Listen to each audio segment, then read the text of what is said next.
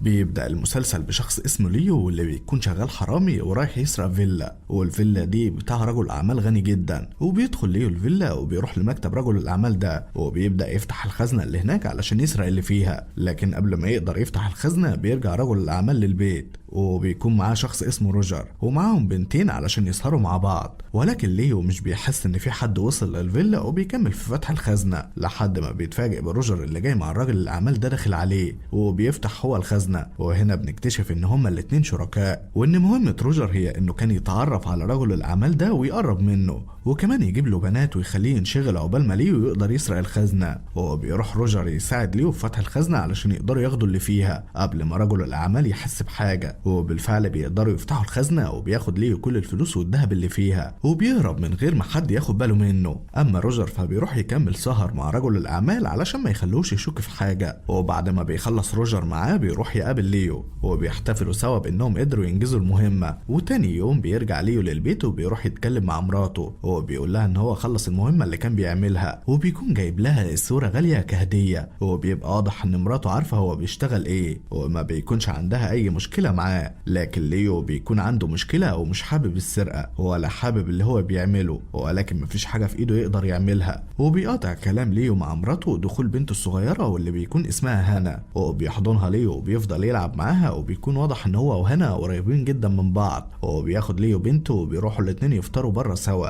وبيقضوا وقت لطيف سوا لحد ما بيجي ليو اتصال من صاحبه روجر وبيقول له ان في عملية جديدة سهلة عايزين يعملوها. فبيقول له ليو ان هم لسه منفذين عملية امبارح ولازم يستنوا شوية قبل ما ينفذوا اي عملية تانية. فبيتفق روجر معاه على كلامه لكن بيعرفوا ان هم مش هيستنوا كتير وهينفذوا العملية الجاية قريب جدا. وبيودعه وبيقفل السكة. وبعدها بيروح ليو يقابل بنت اسمها ايفا واللي بتكون بتشتري الحاجات المسروقة منه هو وروجر وبيديها ليو المسروقات الجديدة وهي بتكون مبهورة بالحاجات دي وبقيمتها. وبتقول ايفا ليو ان هو عنده موهبة كويسة وبتنصحه يبعد عن روجر ويشتغل معاها لان روجر بيستغله ويعتبر بيخليه يعمل العملية كلها وبيقسم معاه الفلوس على الجاهز. وبيلاحظ ليو ان هي معاها حق في كلامها لكن بيرفض يشك في صاحبه روجر وبيرفض يتخلى عنه. وبيقول لها ان هو مش هيشتغل معاها ولا حتى مع روجر لان هو قرر يوقف الشغل المشبوه ده علشان مراته وبنته. فما بترضاش ايفا تضغط عليه وبتسيبه على راحته وبتقول له ان هو لو احتاج اي مساعدة ما يترددش ويكلمها على طول. وبتودعه ايفا وبتمشي. وبيجي الليل وبيجي روجر يزور ليو في بيته وبيقعدوا كلهم يتعشوا سوا. وبعد العشاء بيروح روجر يتكلم مع ليو على انفراد وبيسأله هم هيبدأوا العملية التانية امتى. فبيقول له ليو ان هو قرر يوقف الشغل ده لان بنته كبرت وبدأت تفهم وتدرك اللي حواليها وان هو مش عايزها تشوف ابوها وهو بيتحبس ويحرمها منه ويخليها تعاني بسببه، خصوصا ان هو اللي بيخاطر بنفسه في كل العمليات وهو اللي بيبقى معرض للخطر على عكس روجر اللي بيكون دوره عبارة عن الهاء او تشتيت مش اكتر. فبيتضايق روجر من كلام ليو وبيحاول يقنعه يغير رأيه لكن لما بيلاقيه مصمم على رأيه بيتخانق معاه وبيسيبه وبيمشي. ولما بيمشي روجر بيروح ليو لمراته وبيعرفها ان هو خلاص قرر يوقف اللي بيعمله وكمان قرر يفتح مشروع ويعيش معاهم في سعادة بعيد عن المشاكل. فبتفرح مراته بالقرار ده وبتحضنه. وبعدها بيبدأ ليو ينفذ قراره وبيفتح مشروع لبيع قطع غيار العربيات وحياة ليو بتبدأ تتغير وبيمشي في الطريق الصحيح. وبعد مرور 8 شهور بنشوف ليو وأسرته وهم موجودين في المحل بتاعهم وبيكون ليو بيعاني شوية وعليه شوية ديون لأن مفيش زباين كتير بتيجي للمحل. ورغم كده بيكون متعايش ليو مع الوضع. ومراته بتكون بتشتغل في فندق علشان تساعده في المصاريف. وفي اليوم ده بتروح مراته للشغل وبتاخد هنا معاها وبيتفق ليو معاهم ان هو هيبقى يعدي عليهم وياخدهم من الفندق. ولما بيمشوا بيجي روجر يزور ليو بحجة ان هو جاي يسلم ويطمن عليه لكن ليو بيكون متأكد ان هو جاي علشان عايزه في شغل. هو بالفعل بيكون روجر عايزه يرجع يشتغل معاه ويساعده لان هو اتورط مع رجال عصابات وبقى مديون ليهم بمبالغ كبيرة وان لو هو ما اتصرفش واداهم الفلوس هيخلصوا عليه فورا. ورغم ان ليو ما بيكونش عايز يرجع للطريق ده تاني لكن بيزعل على روجر صاحبه وبيقول له ان هو هيفكر في الموضوع ويرد عليه. وبعدها بيروح ليو يجيب مراته وبنته من الفندق اللي مراته شغالة فيه وبيستناهم في الاستقبال. واثناء ما هو مستنيهم بيشوف اعلان عن حدث خيري هيتعمل في الفندق والحدث ده هيكون عبارة عن مزاد لبيع مجوهرات غالية جدا وفلوس المجوهرات دي هتروح للأعمال الخيرية. وبيقطع تفكيره صوت بنته هنا وهي بتصرخ فبيروح ناحية صوت يشوف بنته علشان يشوف ايه المشكله، وبيتفاجئ ان الامن بيطرد بنته وبيعاملوها بطريقه مش كويسه خالص لمجرد ان هي كانت بتتمشى في الفندق اثناء ما كانت امها بتشتغل. فبيزعق ليو لافراد الامن اللي هناك وبيتخانق معاهم، وبتيجي مراته على صوت الزعيق وبتحاول ان هي تحل المشكله. لكن هنا بيجي المدير وبيهين ليو واسرته لمجرد ان بشرتهم سمراء، فالموضوع هنا بيكبر وليو بيتعصب، ولكن في النهايه بيتم طردهم كلهم وبتنفصل مرات ليو من الشغل. وبيكون ليو متضايق ومخنوق بسبب عنصريه اداره الفندق، وبيقرر ينتقم منهم على اللي عملوه فيه وفي اسرته. وبيروح ليو لروجر وبيقول له على موضوع المزاد اللي هيتعمل في الفندق، وبيتفق معاه ان هم يسرقوا المجوهرات اللي هتبقى في المزاد، وفعلا بيبداوا يحطوا خطه للعمليه دي. وما بيرضاش ليو يقول لمراته ان هو رجع للسرقه او ان هو هيسرق الفندق اللي هي كانت شغاله فيه. وبتعدي الايام، وفي يوم المزاد ليو وروجر بيجهزوا نفسهم وبيدخلوا للحفله كانهم ضيوف عادي. وبيروح ليو للمكان اللي فيه المجوهرات علشان يسرقها ويبدلها بمجوهرات مزيفه، وده هيوفر لهم شويه وقت عشان يلحقوا يهربوا. وبالنسبه لروجر فبيفضل مع الضيوف بره علشان يراقب لليو الجو مش اكتر. وفي نفس الوقت ده بيجي اتصال لمرات ليو من مدير الفندق اللي طردها، وبيطلب منها تيجي تساعدهم لان في اشخاص كتير غايبين، وعلشان هم محتاجين الفلوس بتضغط على نفسها وبتقوم تروح للفندق. وفي نفس الوقت ده بيكون ليو بيبدل المجوهرات، لكن وهو بيبدلها بيدخل فرد امن للمكان وبيحاول ليو يستخبى بسرعه، لكن فرد الامن بيشوفه وبيوجه السلاح ناحيته وبيبلغ باقي افراد الامن عن طريق اللاسلكي. وفي اللحظه دي بيدخل روجر للمكان وبيهجم على فرد الامن ده وبيضربه وبيفقده الوعي. وليو وروجر بيحاولوا يسرقوا اللي يقدروا عليه ويهربوا فورا، وبيحاول روجر يكسب شويه وقت وبيولع في المكان. وساعتها جرس الانذار بيضرب والكل بيطلع يجري وهم بيقدروا يخرجوا بسهوله، لكن بيتفاجئ ليو ان العربيه بتاع مراته موجوده بره الفندق، وبيفهم ان مراته موجوده جوه. فبيقول الكلام ده لروجر وبيرجع بسرعه للفندق عشان ينقذ مراته، لان النار بتكون ولعت في المكان كله. وبالفعل بيلاقيها ليو وسط النار، لكن مش بيكون قادر يدخل لها لانه بيبقى في حاجز بينهم. وفجاه بيدخل روجر للمكان وبيكون موجود جنب مرات ليو، وبينادي ليو على روجر وبيقول له ينقذها، لكن المفاجاه ان روجر ما بيرضاش ينقذها وبيسيبها وبيهرب. فبيتصدم ليو وبيحاول يروح ينقذ مراته، لكن عقبال ما بيروح لها من مكان تاني بتكون ماتت. فبيحضنها ليو وهو منهار من العياط لحد ما المطافي بتوصل وبتسيطر على الوضع. وبعدها بيروح ليو للمستشفى وبتكون بنته معاه، وهو ما بيكونش قادر يقول لها ان امها ماتت. وكمان بيلاقي الشرطه جايه تقبض عليه بتهمه سرقه المجوهرات. فبيقول ليو لهنا ان كل اللي كان